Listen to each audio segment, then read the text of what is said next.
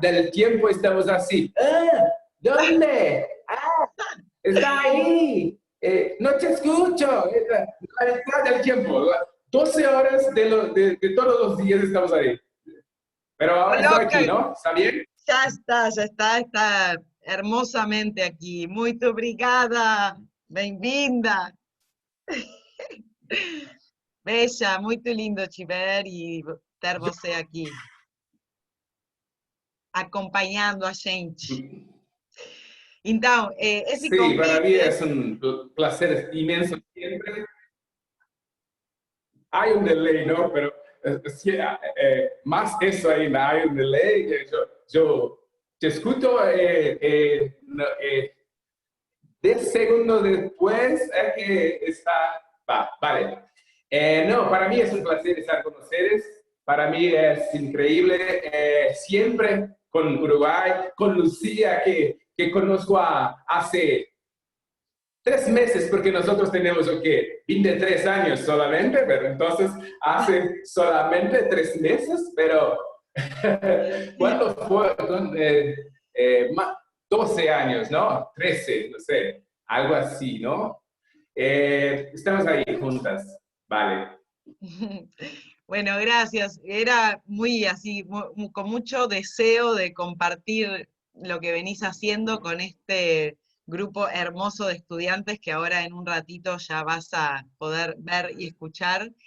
Y un poco este curso, en el marco de la licenciatura, tiene que ver con pensar maneras de qué implica investigar en el campo de la danza, pensando en que investigar es lo que están haciendo artistas e investigadoras en este momento, y con ganas de acercarnos a estrategias diferentes y miradas diferentes. Entonces, quería empezar invitándote a que contaras un poco, desde el presente hacia atrás, cómo es la historia que te trae al presente de las investigaciones que hoy estás haciendo. Si tuvieras que hacer una especie de arqueología espontánea, de estoy acá, pero vengo de allá. Dale, tengo 4 horas, ¿es eso? Para hacer eso aquí. Mira, primero, tenemos dos posibilidades. Mi portuñol que no es muy bueno, pero es posible.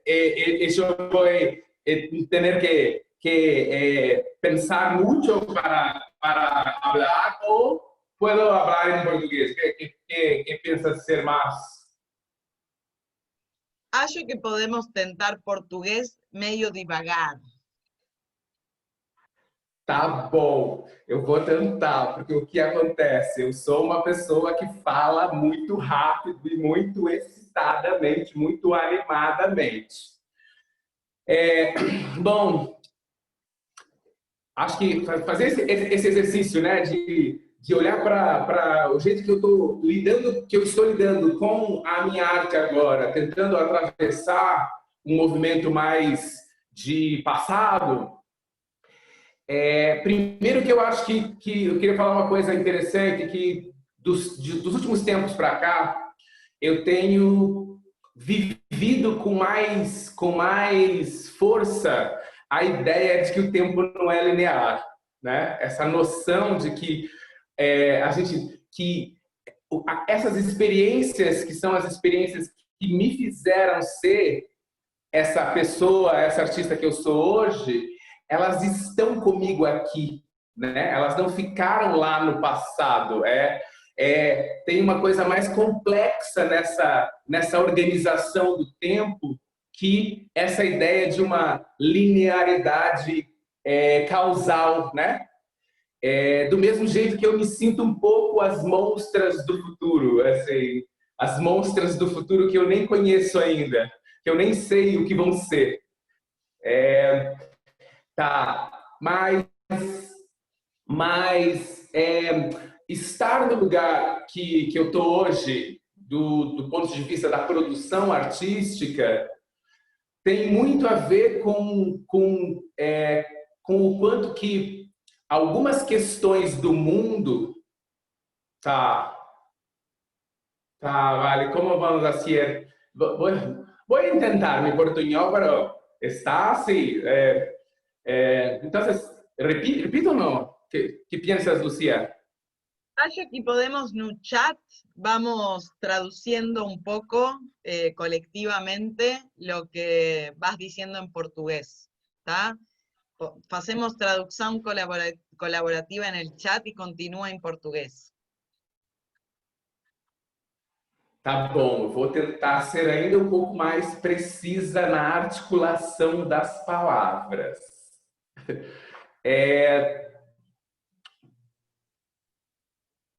O lugar onde que eu me encontro agora... estávamos nas mostras do futuro. O lugar que eu me encontro agora, eu me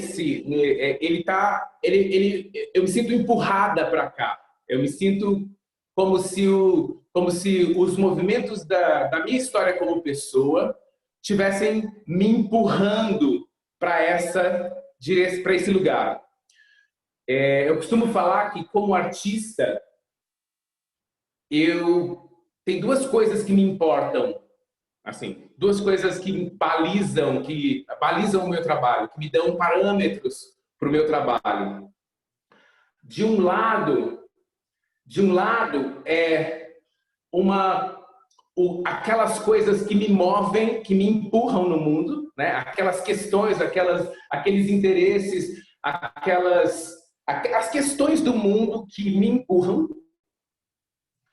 E, de outro lado, as questões do mundo que eu quero empurrar, que eu quero gerar movimento. Então, por um lado, eu me sinto bem assim atravessada por aquelas coisas que me tocam e, por outro lado, por aquelas coisas que eu quero tocar.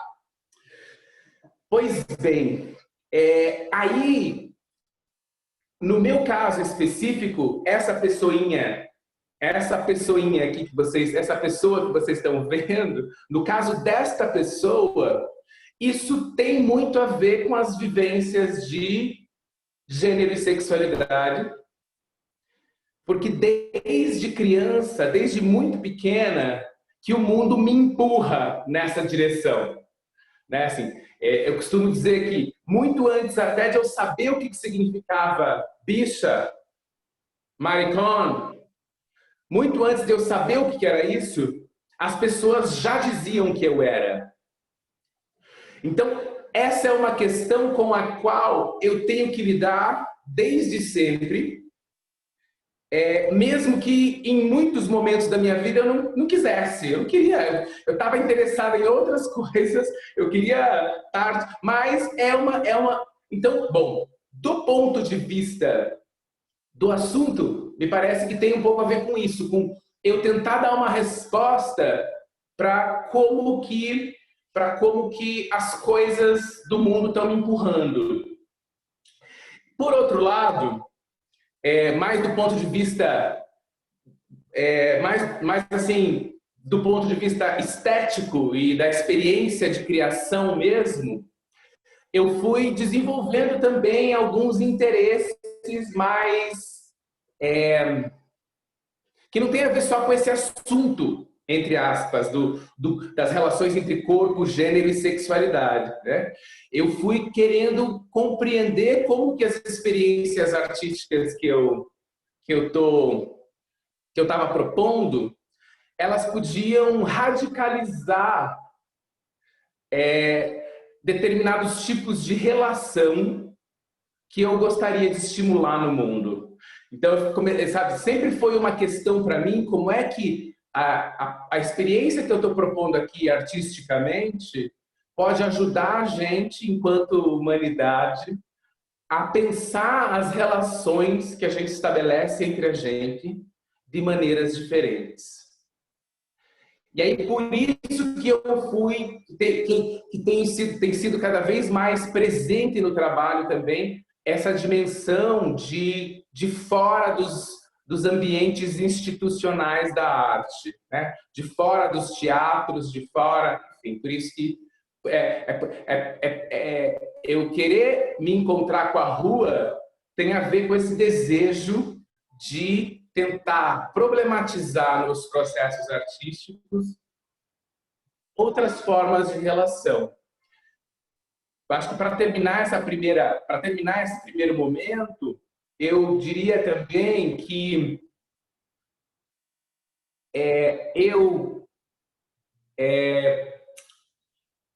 eu persigo um negócio que eu chamo de poética autocoreográfica.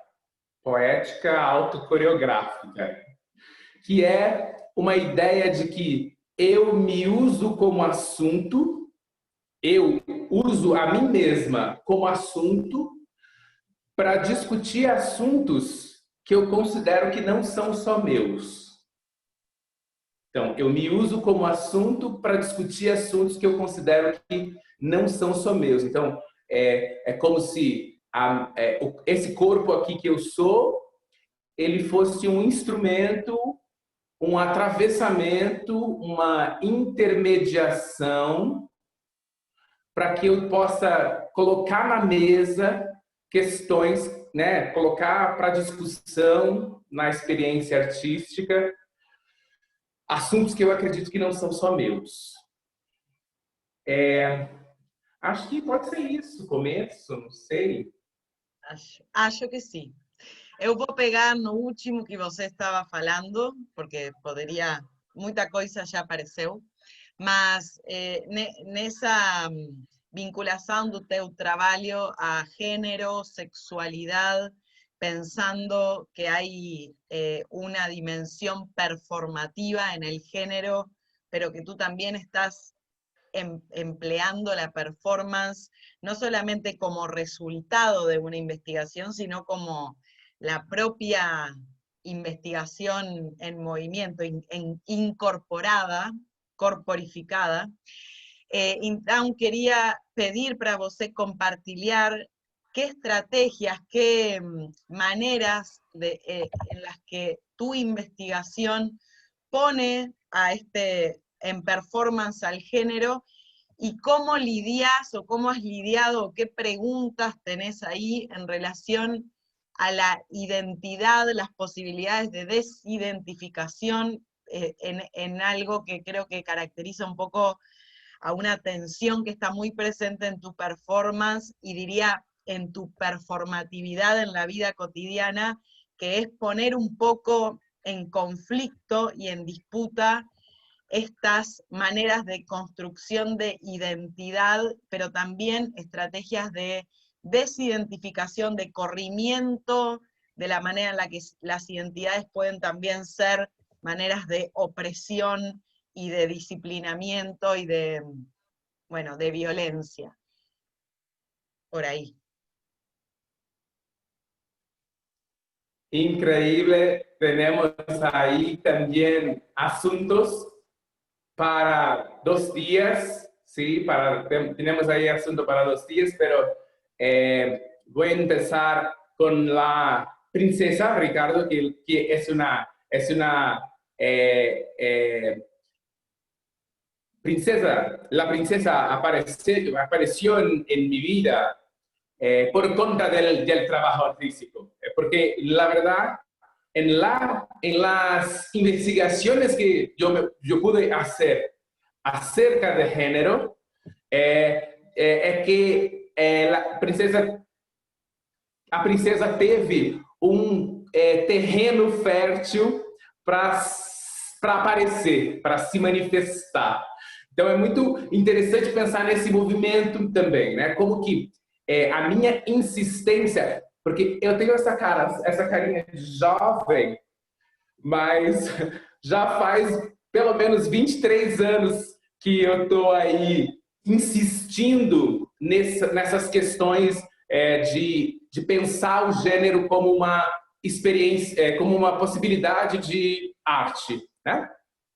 Então, no processo de ir me aproximando desse universo, é que eu fui me dando conta, eu fui percebendo que eu nunca fui homem, nunca fui mulher, e não estou nem um pouco interessada em nenhuma dessas categorias e em nenhuma outra categoria. Foi no processo, foi aí me dando a chance, me dando a oportunidade de me experimentar artisticamente que eu fui percebendo. Não é que eu fui me transformando na princesa, eu fui me dando conta de que eu sempre fui essa figura que está desinteressada por essas categorias identificáveis, identificadas. E esta é uma discussão bastante complexa para a gente pensar o mundo que a gente está vivendo hoje, porque, por exemplo, eu não sei o quanto que vocês têm a dimensão do estrago e da problemática pela qual a gente está passando aqui no Brasil, com esse governo que foi eleito em 2018 na presidência da República. A gente tem um retrocesso imenso no que diz respeito aos direitos humanos, no que diz respeito a tudo, na verdade, né? Assim, internacionalmente está evidente o quanto que a Amazônia está queimando, o quanto que a população está sendo trucidada em diversos campos, inclusive com um descaso em relação às medidas de combate ao coronavírus. A gente está efetivamente vivendo um governo genocida declarado, né?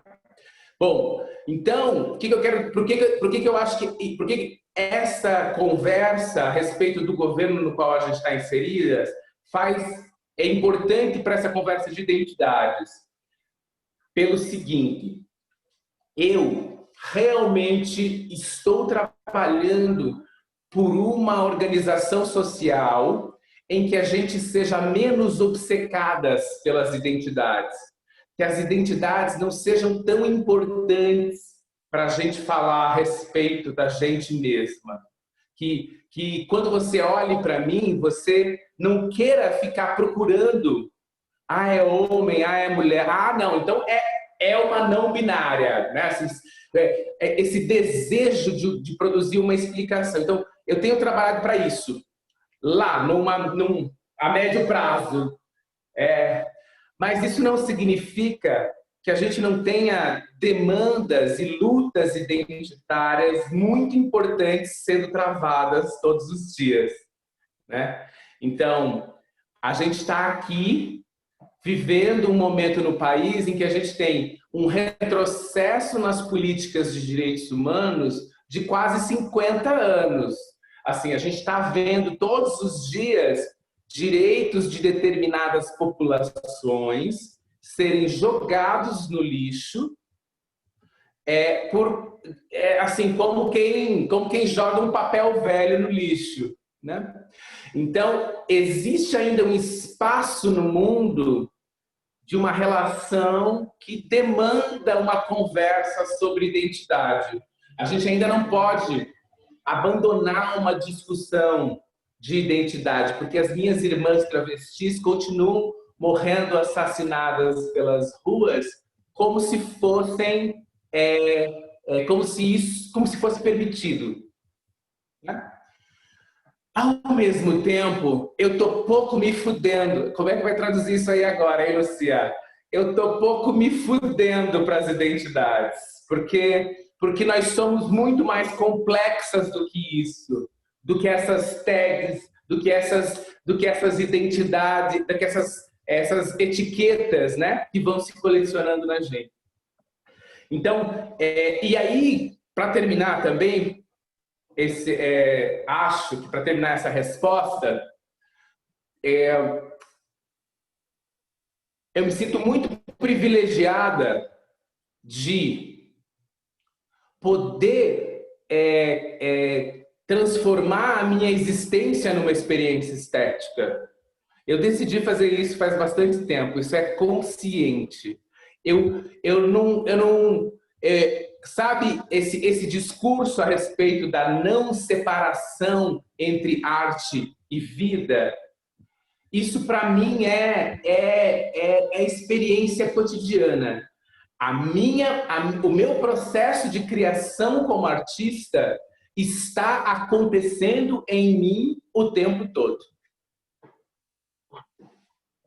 Y ahora mismo. Quería tomar un poco esta cuestión de estar en la rúa y vos ya traes claramente una relación muy fuerte entre creación artística, experiencia estética, vida y activismo, y me parece muy potente la parte de tu trabajo que sucede en la calle, en la rúa, y como el foco de esta entrevista tiene que ver con la pesquisa, con la investigación, quería también pedirte para compartir cómo es estas intervenciones o cómo son los procesos de creación de esto que querés poner en la calle, en un territorio de disputa donde hay coreografías que no son tuyas, que están ahí, y cómo es el encuentro entre las proposiciones que tú haces en este habitar la calle con cierta performatividad, con ciertos problemas que pones ahí, pero cómo es el encuentro con el tejido social, con esta coreografía social en la que existimos cotidianamente, y creo que es donde se juega también un poco tu investigación.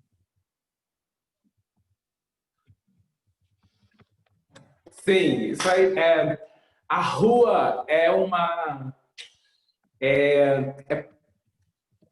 tem um poder de intensificação dos processos, de intensificar as questões, que para mim é muito prazeroso, né? Assim, por mais complexo e difícil que seja, também, de novo, no momento que a gente está vivendo aqui no Brasil, tem sido cada vez mais difícil a gente ter a oportunidade de estar com os nossos corpos produzindo arte na rua. Mas, no entanto, eu ainda insisto muito nesse lugar como essa mina mesmo, né? Essa bomba de experiência estética. E aí, essa relação, sabe, Lucia, ela foi se construindo de maneiras diferentes em cada trabalho que eu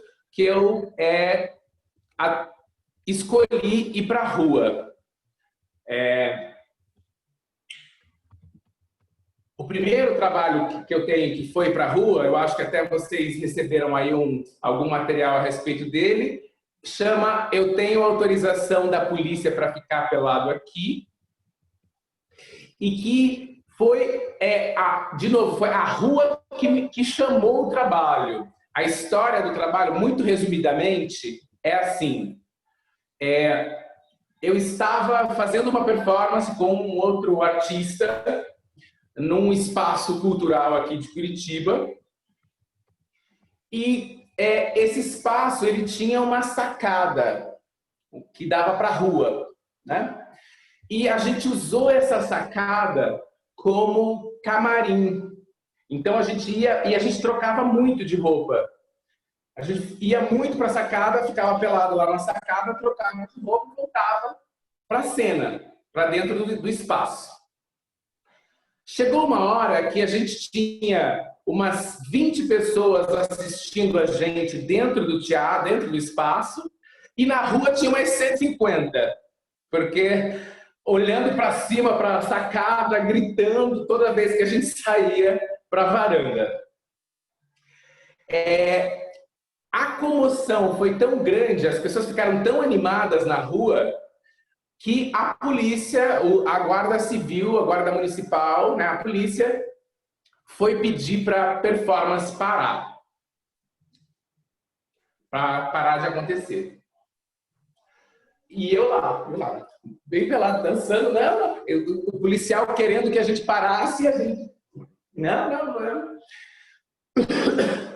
Terminamos a performance e eu saí daquela experiência muito assim, impressionada, muito tocada, muito movida pelo fato de a polícia ter se sentido à vontade para nos parar só porque nós estávamos peladas na sacada. E aí, a partir daí, o trabalho foi se desenvolvendo. Falei, bom, se é tão problemático assim ficar pelada na rua, a gente vai encontrar um jeito de ficar pelado na rua. Até que, bom, o trabalho foi se desenvolvendo e ele chama, eu tenho autorização da polícia para ficar pelado aqui, porque lá pelas tantas, no meio do processo, eu sabia que eu queria ir para... Aí eu fui até a polícia para perguntar para a polícia por que que eles achavam que ficar pelado diante de alguém na rua era um atentado ao pudor, crime, né? Porque lá na legislação brasileira é escrito aqui, quem decide se aquela situação é atentado ao pudor ou não é o policial. O policial que decide se ele acha que aquilo é ou não é. Né? É o agente de policiamento. Aí eu fui perguntar, escuta, por quê? Por que que você acha que ficar pelado na rua é passível de... Né? E aí foi até que alguém num batalhão aqui, num departamento da polícia, falou assim, não, você é artista, né? Você quer ficar pelado na rua? Se você quer ficar pelado na rua, você marca a hora, a gente isola a área e aí a gente te dá uma autorização para você ficar pelado na rua. Eu falei, bom, eu quero essa autorização, mas aí, claro, ninguém quis se responsabilizar por isso. Então, eu digo que eu tenho autorização, mas eu nunca tive a autorização da polícia, de polícia nenhuma. Né? E aí, bom, esse trabalho é um trabalho que ele irrompe, né? Ele tem essa relação de ele criar uma espetacularidade dentro do ambiente da rua, né? Que é um jeito de você se relacionar com o ambiente da rua. Uma das minhas frustrações em relação a esse trabalho, que foi o meu primeiro na rua, era exatamente que imediatamente as pessoas olhavam para o trabalho e diziam: ah, é um artista, é um artista, é um artista aqui dançando na rua. Porque, como tinha uma situação espetacularizada, ele facilmente era reconhecido e absorvido. E aí as pessoas já refletiam um pouco sobre a experiência. E aí vem o segundo, vem o segundo trabalho, que eu acho que vocês também viram aí algum link, que chama Não Alimente os Animais, que esse é resultado de um processo um pouco mais doloroso mesmo, mas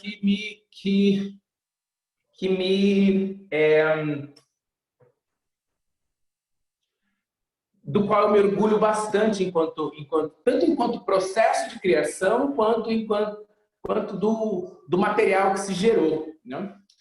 Eu tinha ganho um dinheiro para produzir um trabalho na rua.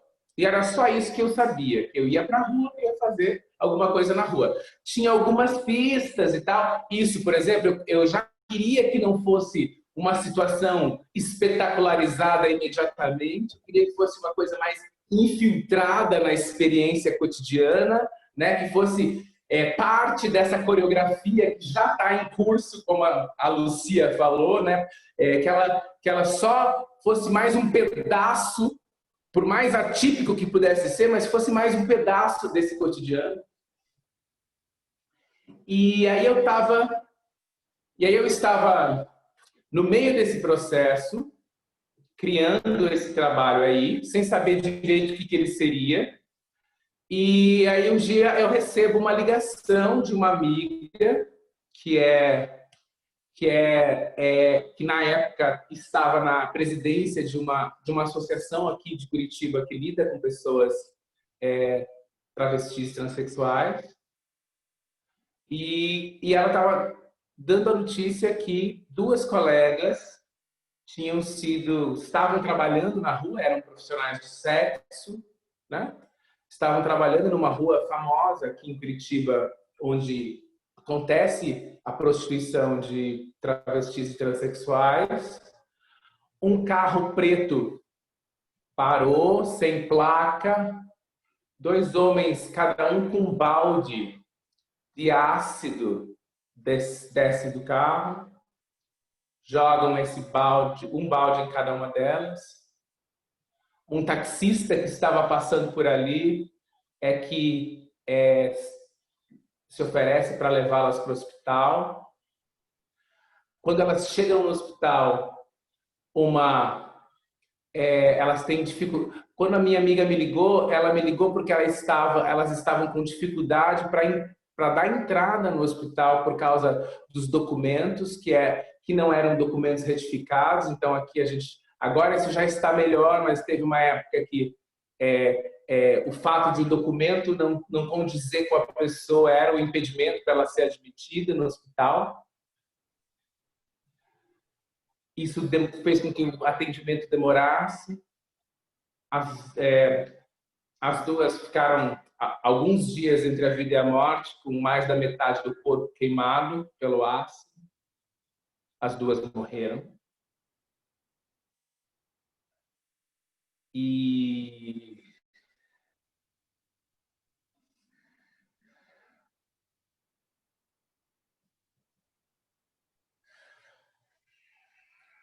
diante disso,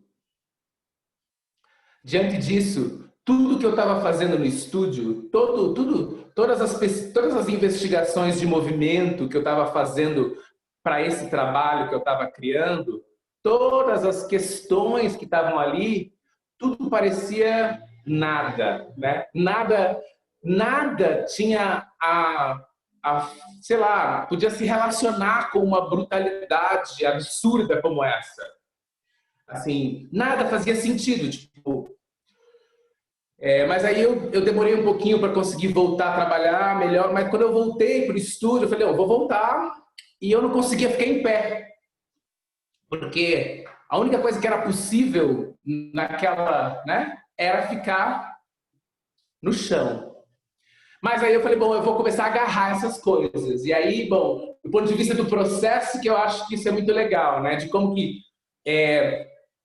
aconteceu uma circunstância que modificou completamente não só o meu processo como artista, mas o meu processo como pessoa no mundo. E o que eu faço com isso, né? Como é que eu abraço isso de modo a tornar isso o próprio processo? Sem baratear, sem me esconder, né? E aí eu comecei a rastejar, já que era a única coisa, eu acho que tem isso, né? Pelo menos eu tenho assim, essa forma de lidar com as informações. Como que eu agarro essa questão e sintetizo de modo a transformar ela numa experiência de movimento para mim e para as pessoas que vão me ver. Então, naquele momento, a síntese que me pareceu possível e justa era que esse corpo rastejasse. Esse corpo que não consegue ficar de pé. E aí, a partir desse corpo que rasteja, desse corpo que não consegue ficar de pé, que foram aparecendo as outras coisas, né? Por exemplo, a ideia do não alimente os animais, eu não sei como é que é isso aí no Uruguai, mas nos zoológicos aqui a gente tem aquelas placas, né? Que são plaquinhas nas jaulas dos animais, que está escrito, por favor, não alimente os animais, que é para você não dar comida para os animais, né? A tua comida. E eu estava muito lidando com essa coisa, porque esses caras que desceram desse carro e fizeram isso, jogaram esse ácido nessas meninas, eles não estavam vendo mais uma pessoa ali. Não tem pessoa. Aquele corpo ali está categorizado numa coisa que não é mais humana. E aí eu Porque senão não seria tão cruel. Porque se fosse só para matar, eu pego um revólver, eu não me dou o trabalho de arquitetar tudo isso só para ser cruel. Tem um determinado tipo de ódio que é desumanizante mesmo, que é uma tentativa de garantir que determinadas subjetividades não sejam consideradas humanas. Aí que vem essa coisa do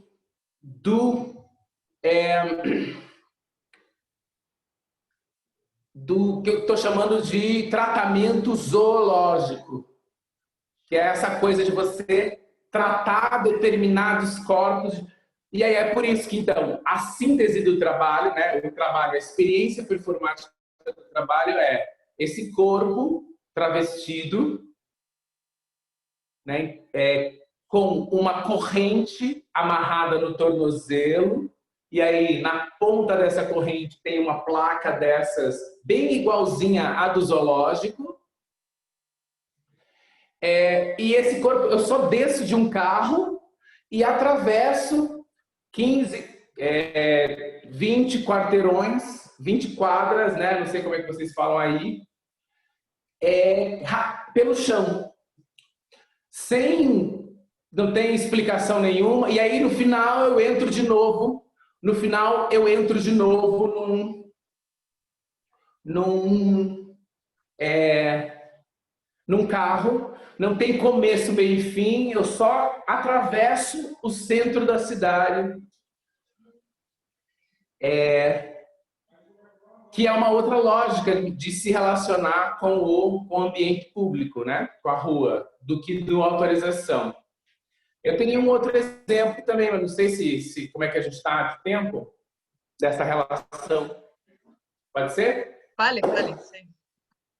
Então, porque tem um outro trabalho que chama Infiltrações. Esse eu acho que eu não cheguei a mandar aí para vocês. Que daí que inclusive assim, não é só meu, esse é o trabalho que é eu, a Elizabeth Finger e o Neto Machado, a gente fez lá em 2010, e que ele é mesmo uma articulação bem nesse lugar de serem ações, pequenas ações infiltradas num cotidiano. Então, a gente passou 4 meses estudando um café específico aqui em Curitiba. Nós íamos todos os dias, literalmente, de segunda a sábado, todos os dias, na mesma hora, sentávamos na mesma mesa durante 4 meses. E tentando compreender o que eram as relações, quais eram as relações que estavam postas ali, quais eram as experiências que as pessoas tinham naquele lugar, não só dentro do café, mas nos arredores, né? na rua, na esquina, assim, na frente do café. E aí a situação performática era uma coisa muito sutil que acontecia dentro do café e também nesses arredores, mas assim, por exemplo, nós tínhamos era uma equipe de vários performers, porque a gente queria que fosse uma coisa que não parecesse em nada espetacular. Então, tinha uma performer que estava infiltrada na própria equipe do café, com a roupa do café. Tinha uma pessoa que só passava de carro na frente do café e dava um grito. Tinha uma pessoa que estava, enfim, umas coisas muito sutis, assim, que o nosso interesse nesse processo especificamente, na criação de infiltrações, era que as pessoas que convivem com aquele lugar ali reaprendessem a olhar para aquele lugar. Porque passando 4 meses ali todos os dias, deu 2 meses, quando deu 2 meses da pesquisa, a gente já estava assim, ai, olha que maravilhoso! Todas as coisas eram maravilhosas.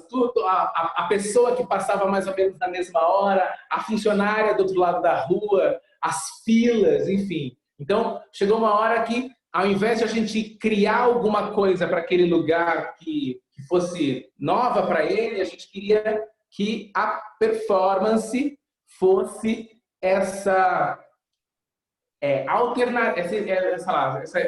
estímulo para que as pessoas olhassem para aquele lugar de um jeito diferente. Ai, gente, eu tô preocupada. Eu tô preocupada. Tá rolando, gente, tá rolando. Deixa eu ver aqui as pessoas. Maitê, Antonella, Paula. Ai, meu Deus, tá rolando? Como é que é? Tá dando certo isso aí? Já vamos para a conversa coletiva, ficamos menos sozinhas. Muita coisa que eu cheguei a perguntar, você já trouxe. Tem uma questão que é esse tratamento zoológico dos corpos trans e de tudo que não seja o normal. Então, eu acho que você tem ali um statement muy fuerte que busca poner lo bizarro, lo abyecto en el mundo, que ya está en el mundo, solo hacerlo visible. Y me interesa un poco para las últimas dos preguntas que yo tengo, yo te las tiro y vos ves lo que haces, porque quiero después hacer más colectiva la conversa. Una tiene que ver ya no con el foco solamente en el género y estas luchas por la identidad o el derecho a la no identificación, pero el foco puesto en la sexualidad, que creo que me interesa, me da mucha curiosidad preguntarte por cuáles son no solo las potencias, sino también las dificultades de trabajar investigando la sexualidad como discurso, pero también desde la experiencia, y cómo ha sido ese ponerte en juego y poner en juego algo tan íntimo o que pensamos que es de la esfera de la intimidad, llevarlo a este territorio de lo público a través de la investigación, y todo esto siendo un profesor universitario, que ahora también traigo esta conversa en el contexto de, bueno, estamos en esta institución seria que es la universidad, cómo habitar este lugar sin que cuarte las posibilidades de las luchas que queremos dar a través de nuestras investigaciones, cómo lo habitás ese lugar, dado que sos docente también universitario en este momento de tu vida.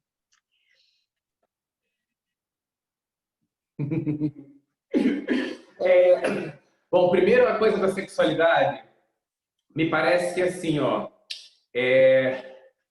tem duas coisas que eu acho que valeria a pena a gente conversar aí. Primeiro que eu penso que essa compreensão da sexualidade sempre como esse lugar da intimidade também é uma herança bem moderna, né? Bem da idade moderna, bem assim, de um projeto de subjetividade da modernidade ocidental, porque a gente já teve, né, assim, tem diversos outros momentos da história que a gente tem um jeito de lidar com a experiência da sexualidade, com a publicização dos discursos a respeito da sexualidade e das experiências que são bem diferentes disso, né? A gente poderia ir, sei lá, exemplos simples, mas Grécia, pensando em Ocidente ainda, né? Se a gente for pensar de um jeito mais amplo, tem mais exemplos ainda, mas para ficar visível para a gente, gregos antigos e clássicos, né, da Grécia Antiga e da Grécia Clássica, tinham, sei lá, pratos onde estavam pintadas pessoas tendo relações sexuais, né? Assim, tipo, tinha sei lá, a Roma antiga era sinal de virilidade, sei lá, de poder, de tranquilidade, sei lá, que você tivesse um monte de imagens mesmo, tanto de pessoas praticando sexo quanto de falos, mais falos, né, do que outra representação. O que eu estou querendo dizer ou então você tinha lá na mesa, né, essas são ótimas, gente. Um dia eu posso mandar para vocês, tipo o instrumento onde você coloca o óleo para colocar na comida, certo? Tipo, para servir na mesa, você coloca o óleo. Era assim, era um príapo, tipo, uma pessoinha e era saindo do pau o óleo. Então, o que eu estou querendo dizer é que já houveram outros momentos da história da humanidade em que a gente lidou com falar sobre as nossas experiências sexuais de um jeito diferente da que a gente está vivendo hoje, né? Então, acho que tem um pouco isso também de a gente tentar, porque em certa medida também o que as investigações aí da antropologia e da sociologia têm nos mostrado é que não se trata de uma experiência tão individual ou íntima assim, né? Assim, a gente tem o jeito que a gente experimenta a sexualidade, que a gente vive a nossa sexualidade, por mais que aconteça entre quatro paredes, na grande maioria das vezes, não é uma experiência íntima só, né? Ela é uma experiência compartilhada em diversos aspectos. Por um lado, eu acho que eu diria isso, que vale a pena a gente prestar atenção nisso também, né? E que eu acho que esse desejo pela intimidade também pode ser uma armadilha. E por outro lado, esse processo de você tomar a decisão de se usar como assunto tem as dores e as delícias, né? Eu costumo dizer. Tem as maravilhosidades e as coisas que são péssimas. Porque o que acontece? Como eu já falei aqui, eu tenho a oportunidade de, como o meu trabalho, dentro do meu trabalho,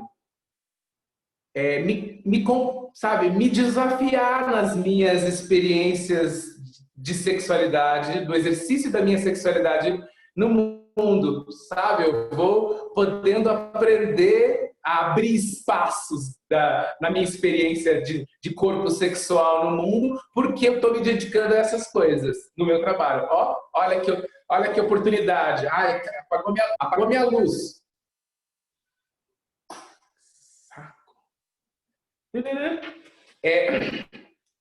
Por outro lado, eu fico muito exposta, né? O tempo todo. Eu fico muito exposta a todo tipo de circunstância. E, de novo, não tem como falar sobre isso, sobre essa pergunta, sem chamar a atenção para o momento que a gente está vivendo no país. Porque é muito diferente, muito diferente. Por mais que o Brasil nunca foi esse paraíso da diversidade como se pinta por aí, né? Nunca foi. Mas a gente tem visto nos últimos 5, 6 anos crescer um pensamento e uma ação moralista que culmina com a eleição do Bolsonaro em 2018, mas que já estava em curso um pouco antes dele, que está, de fato, tornando a minha existência desse jeito, a minha experiência como artista, muito mais perigosa mesmo.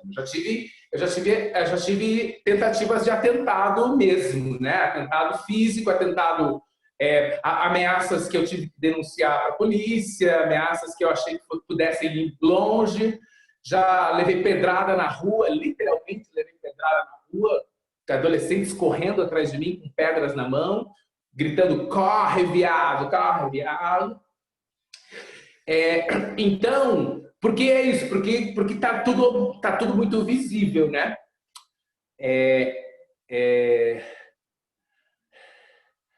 Para mim, subjetivamente, sei lá, pensando nas minhas, eu só me sinto mesmo, só sinto um problema nisso de compartilhar, de me expor, de dividir com as pessoas essas intimidades. Para mim só vira um problema quando tem esse tipo de represália mesmo, né? A Lucia, não sei se você estava lá, Lucia, em São Paulo, quando rolou o Não Alimente os Animais e a polícia parou. Não lembro se você estava. Estava sim, claro que estava. Lembro. Então tem rolado muito isso, tem rolado uma represália de todos os tipos, em todas as fontes, de todas as vias. Aí, quando isso rola, já levei uma pedrada, já fui parar no hospital durante o Não Alimente os Animais, durante a performance, um cara amarrou uma pedra dentro de uma camiseta e jogou assim na base da minha lombar. Tá, tudo isso. que tem mesmo uma resposta sistemática.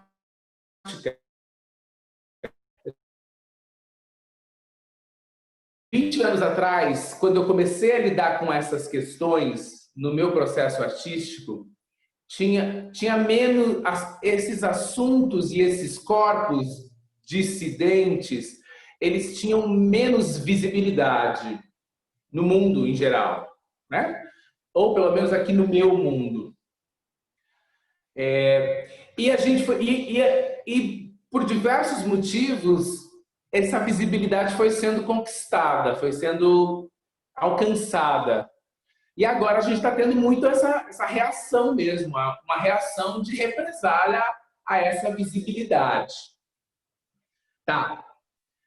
Eu tenho tido, sabe, Lucia, essa é a terceira universidade que eu estou trabalhando. E eu tive muita sorte nos 3 grupos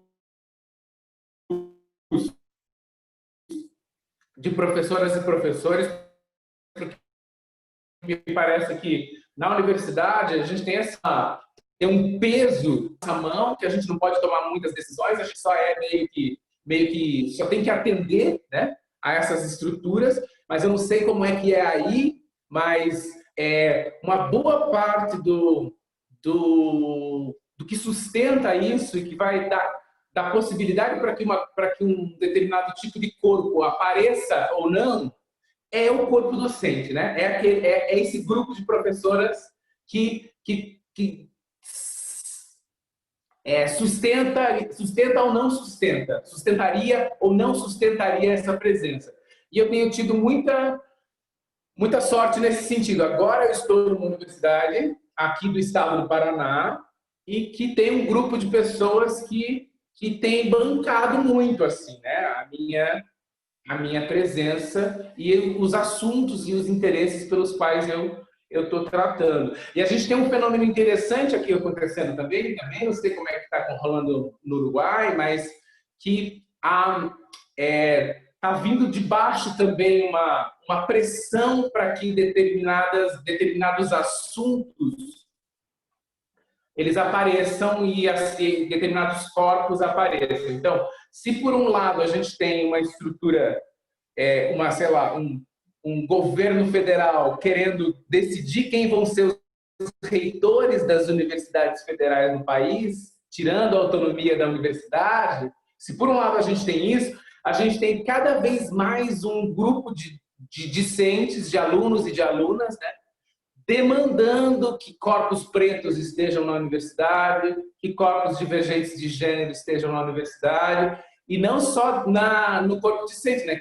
Que se façam representar não só como corpos, mas também como epistemologias nos próprios programas dos cursos.